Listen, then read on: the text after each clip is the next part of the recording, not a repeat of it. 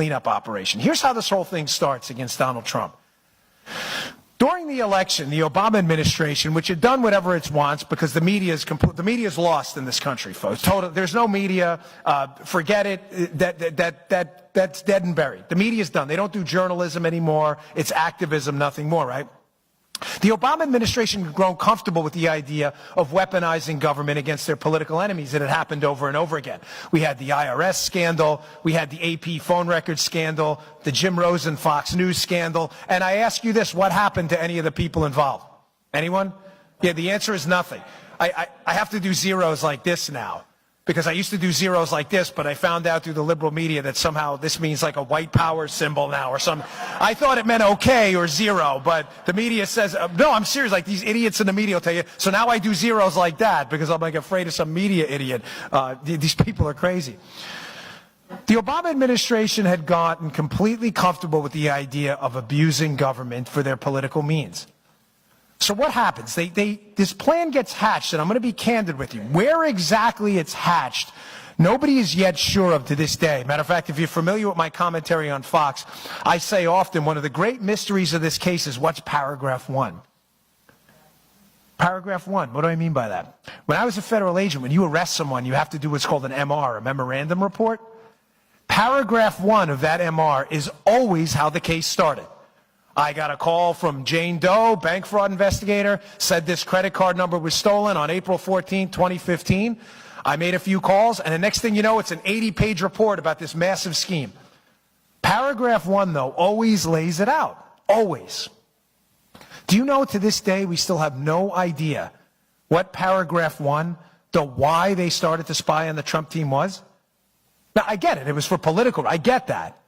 But at some point, somebody, you have to understand, folks, had to put down on paper a semi-legitimate reason to start the most massive spying operation in a political campaign in U.S. history. Do you know nobody to this day will tell you what that is? I know what it is. So the first plan they do to hit the Trump team, folks, is they learn to manipulate these about queries in the NSA database. The NSA has a database of a whole boatload of information, metadata, texts, that kind of stuff. How it works is too complicated in the time I have. But what you can do is you can query that NSA system and you can get a whole lot of information. Well, what happens? This is plan A. This is how they're going to get the information. I hope, if I'm not following, please stop me, because this is important. The Obama administration figures out that through unmasking, in other words, wiretapping people, pretending they're targeting foreigners, and then querying information in this database, that they can get all the political opposition research in the world that they need against the Trump team. It's beautiful. No one's going to call them out. The media's on their side, right? But there's a good guy in this. There's a white hat. Somebody in the government sniffs this thing out. That's why I tell you, this wasn't plan A. This was the plan. They were going to unmask people, wiretap people, and they were going to query this NSA database and get all the information they needed about the Trump team. But somebody smells a problem, and he's not having it. And he's the white hat. He's the good guy in this story. And it's Mike Rogers of the NSA. Mike Rogers of the NSA senses that there's something wrong about these about queries. In other words, who's tapping into the database here and making political queries? Now, folks, some of you, I don't know your politics. I assume most of you are conservative, libertarian, or Republican, but that's fine either way. If you doubt any of what I'm telling you, just Google the FISA Intelligence Surveillance Court, their report on about queries.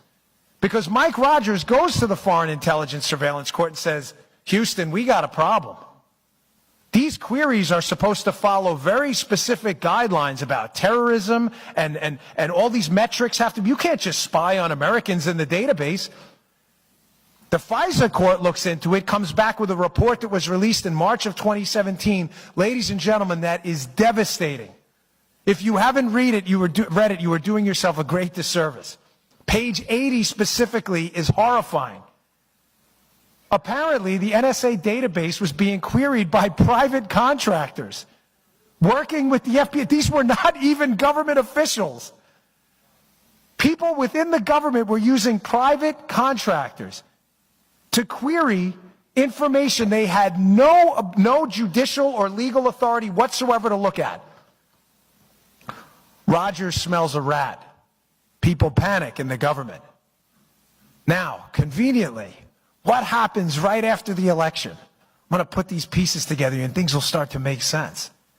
Donald Trump's elected. He's the president-elect, right? 10 days after the election, Rogers, who knows this has been going on the whole time, these unmaskings, the tapping of the... Now does the Donald Trump tweet, they tapped Trump Tower, then how does it make sense? He got the wording wrong. He didn't understand exactly how it worked, but the idea was not wrong. Donald Trump's not stupid, trust me. Guy got elected president, earned $1 billion. By the way, I love how these journalists criticize him. The guy's making $25,000 a year writing clickbait pieces for BuzzFeed. Like, Donald Trump's an idiot. Hard pass, brother. Like, well, the guy just won he runs for office the first time and he becomes the president. But let me listen to Joey Bag of Donuts at BuzzFeed. You're right. You've got this. It's like, so about 10 days after the election, Donald Trump, someone goes up to visit Donald Trump in Trump Tower. Who visits him? Mike Rogers. But Rogers doesn't tell anyone.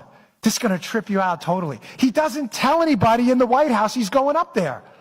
He visits Trump in Trump Tower, conveniently 10 days after the election, which from my experience in the Secret Service is just enough time for them to go up to Trump Tower, WACA, the White House Communications Agency, for the president-elect, and set up a SCIF where they can talk privately, a sensitive compartmentalized information facility. In other words, a place where no one can listen in.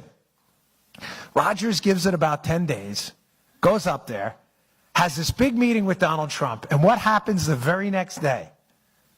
Donald Trump evacuates Trump Tower and goes to Bedminster, New Jersey to never return for another meeting. You think that was a coinky-dink? Like he did that by accident? Oh, let's just go up to Bedminster. I got nothing else to do. Now, again, this is all in the book in intricate detail. The greatest spy story ever told, except the fact that it actually happened. And it happened against you. Rogers has this meeting. Trump evacuates Trump Tower. The very next day, the Obama administration comes out and calls for somebody to be fired. Who's that somebody? Mike Rogers. And they start blaming it on things like drone strikes and other stuff. Like, really? Could you be any more obvious? The Obama administration knows Rogers is the good guy and fills Trump in on this entire debacle. He probably goes up there and says, brother, they're spying on you, like right now. He doesn't know, but now he does. So he leaves. All of a sudden, people start resigning from the federal government after that. You know who also resigns? Bob Hannigan. Now, who's Bob Hannigan? Bob Hannigan is the head of the GCHQ, which is the British NSA. Well, why do you think the head of the British NSA would resign right after that Rogers meeting, right after Trump finds out about this massive spying operation? I'm going to tell you why right now. I'm not taking a selfie of you. I'm not taking a selfie of myself. I'm going to read to you a headline. This is from CNN. See it right there. I didn't Photoshop this. April 14th, 2017. Remember who Bob Hannigan is. He's the head of the British NSA. British intelligence passed Trump associates' communications with Russians on to U.S. counterparts. You think I'm making this up? That's CNN. I didn't write it. They wrote that. So not only is the United States government in Plan A weaponizing its intelligence community to listen in and computer search the Trump team to hurt them during the campaign for political oppo, they're working with the British and the Australians to pass information about the Trump team onto the Obama administration. Don't take it from me. Take it from CNN. They find out about this. Now, this thing breaks down about halfway through. They move on to Plan B. Sorry, there's a lot more to Plan A, but in the interest of time, I want to get through this because the cleanup operation is important. They move on to Plan B. What's Plan B? They realize Rogers is onto them. They're like, hey, folks, we better ease up on the unmasking and the tapping into the database. People are getting caught. This is probably not good. We're leaving a massive paper trail. And what if we lose, right? They move on to Plan B. Plan B is Crossfire Hurricane. They say, well, listen, if we can't spy on them illegally, let's just spy on them legally.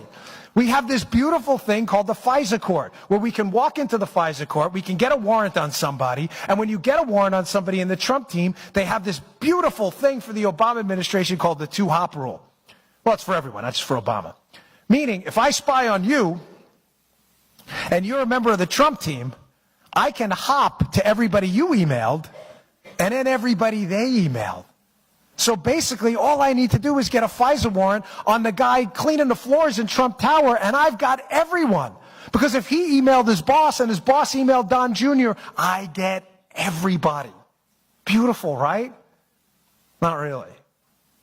Because they were stupid. They were dumb. And they screwed up. The problem with the FISA court, unlike the unmaskings and the tapping into the database, is they had to produce actual evidence in front of a judge. There was a judge in a FISA court that needed evidence that the Trump team was working on behalf of a foreign power, but critically doing it in violation of at least one U.S. law. Folks, they had nothing. They had zero. Do you understand they, to this day, have absolutely zero? Zero. Remember, don't do it one hand. It's a big mistake. Media people, you'll be a white power person after that. They always do it that way. They had zero evidence at all. The funny thing, I'm only half kidding. That's how worried I am about the media. They're so crazy these days, right? They had nothing on collusion. Nothing. Zero. So what does the FBI and the State Department and the DOJ do? They say, well, we don't really have any evidence. Let's just make it up. We've got this guy we worked with in the past, this guy Christopher Steele. Now I'm going to do this. I'm not taking a selfie again. I'm not taking a picture of you. Don't you worry. I'm going to read to you another headline. You need to write this down because this one's going to blow your mind. Any of you read the dossier? You haven't, right? Not many people have. You should. If you haven't read the dossier, don't you worry. Because the dossier was already written back on April 17th of 2007. You're like, what do you mean? I don't get it. Even 2017, right? No. I didn't get that wrong. It's written right here in the Wall Street Journal on April 17th, 2007. Who's the author of this critical Wall Street Journal piece? Glenn Simpson and Mary Jacoby, his wife. Glenn Simpson, the purveyor of Fusion GPS. The article is called, How Lobbyists Help Ex-Soviets Woo Washington. Folks, I dare you to take a moment and read that piece. Put it next to the dossier. It's the same thing. It's the same thing. It's the same story. It was written 11 years ago.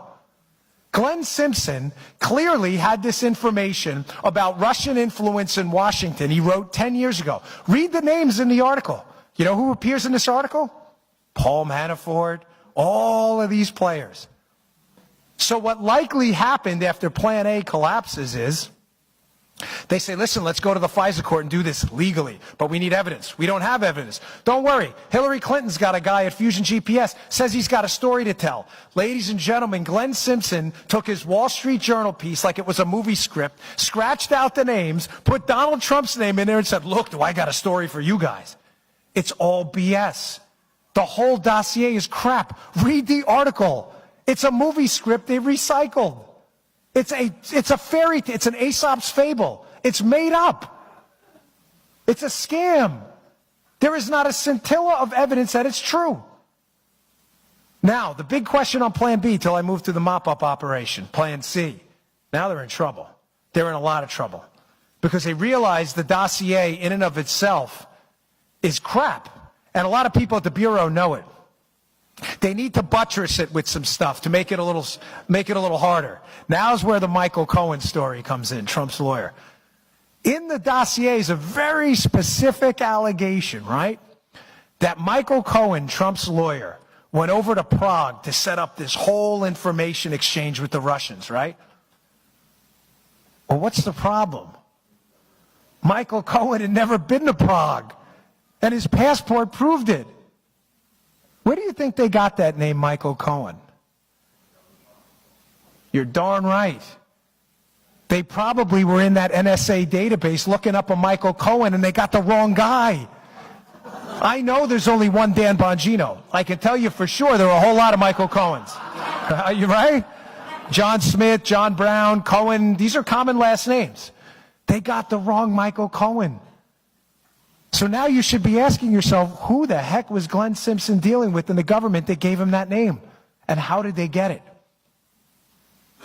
Plan B falls apart too. Plan B falls apart because something happens in November. Donald Trump wins. Nobody, I'm telling you, take it to the bank, cash this check, and spend the money. Nobody saw that coming. No one. Everybody thought Hillary Clinton was going to get in. This was all going to go away. They were going to appoint their own attorney general, probably John Brennan, and this story is never, ever to see the light of day, not in their lifetimes. But make no mistake, they know what they did. They all know what they did. Every single one of them. So they have to move on to Plan C. Plan C, I call it clean up on aisle 4. Now they're in trouble. They know they've got white hats in the government. I know one of them right now that's still in the FBI. That's unquestionably cooperating with this investigation, if you know how to read the tea leaves. And if you read the book, you'll figure out who it is. People start cooperating and talking, and now people are panicking. Now does John Brennan's meltdown after the election make sense? He's the head of the intelligence community who, again, another thing for you to Google, but it's all in the book again. Who do you think John Brennan met with right before the election at the, quote, director level as reported on by multiple media outlets? Bob Hannigan, the same guy from the British intelligence agency that quits right after Trump's election. He quits 10 days after and doesn't tell anybody about it. He says, oh, I'm leaving for family reasons. What do you mean? You related to Donald Trump? What do you mean family reasons? Family reasons, you're leaving because Donald Trump got elected. Who also quits? John Carlin. Who's John Carlin? He's the head of the Department of Justice National Security Division, the final division in the Department of Justice to put their John Hancock on the FISA warrant. He quits right after the election. Who did John Carlin work for? Now cleanup on aisle 4 is going to start to make sense. Who did John Carlin work for before he got there into the DOJ? He's Bob Mueller's chief of staff. He was Bob Mueller's chief. Now does Bob Mueller make sense? Clean up aisle 4, get the mops out. Everybody realizes they're all going down. They faked a FISA warrant. They have been involved in massive unmaskings. Susan Rice, Samantha Power. They have been busted by the FISA court, tapping into the NSA database for about queries. They left a paper trail 65 miles long. Bob Mueller has to clean this whole mess up. Bob Mueller is the only... Do you notice how right away they had the name? So Bob Mueller's old chief of staff, he's the cleanup guy. Listen, make no mistake.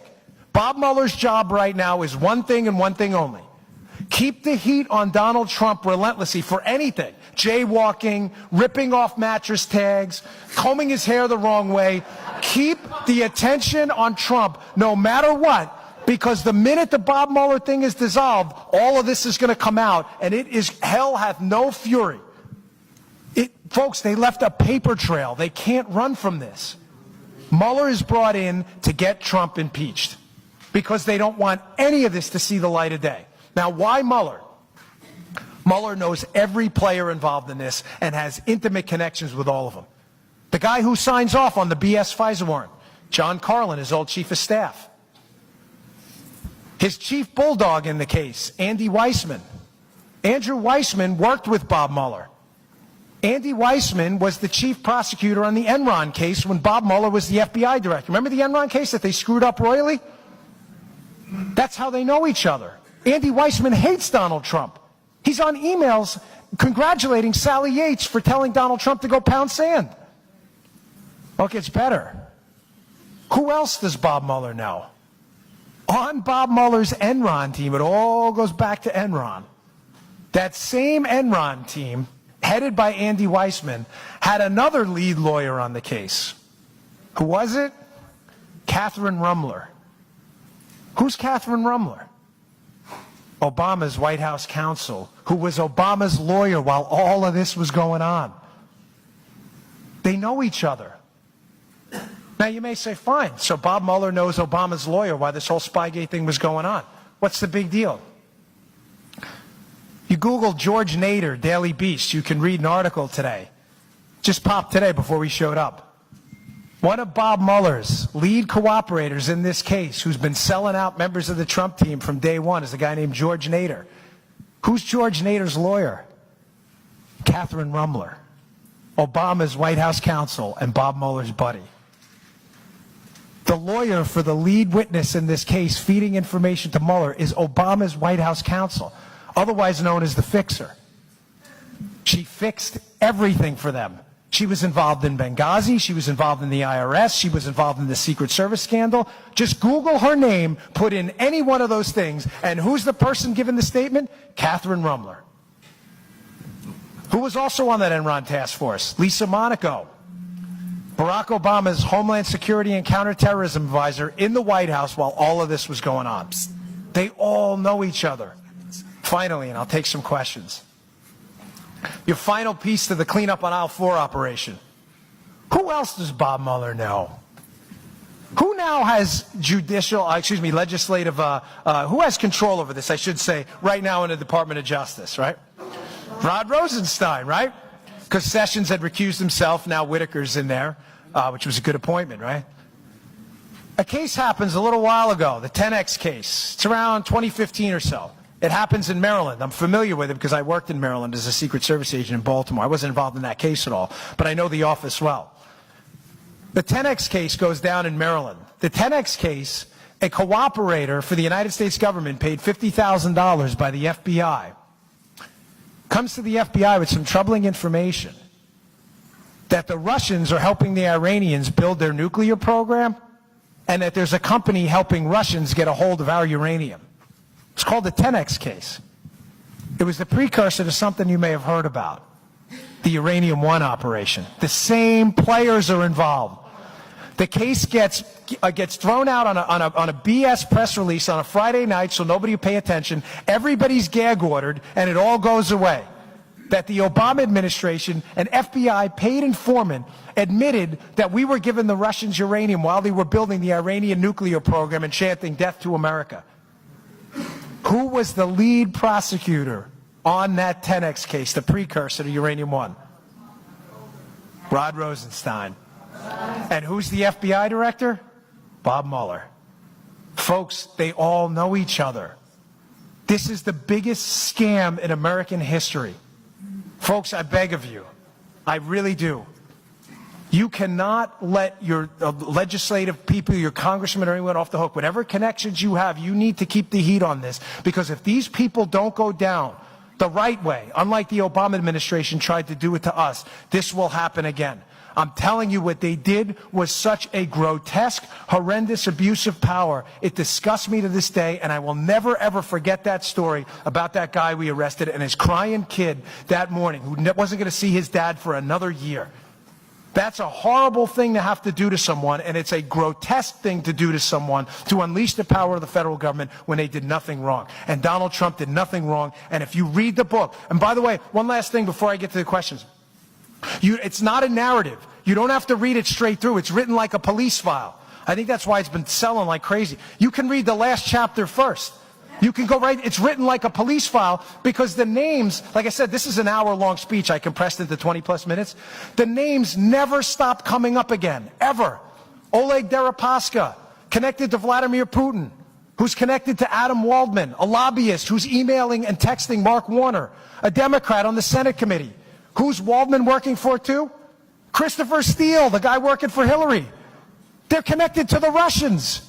The people that show up at the Trump Tower meeting, Veselnitskaya with Don Jr. and Rinat Akhmetshin. Veselnitskaya works for Fusion GPS on a separate case. And Akhmetshin, the other guy, the Russian intel guy that shows up at the Trump Tower meeting, you know who his lawyer is? Edward Lieberman. You know who Lieberman's wife is? Evelyn Lieberman, Bill Clinton's old chief of staff. Read the book, folks. It's all laid out for you. So thanks for your time. I appreciate it. Thank you very much. I'll take your questions. Thank you. Nice.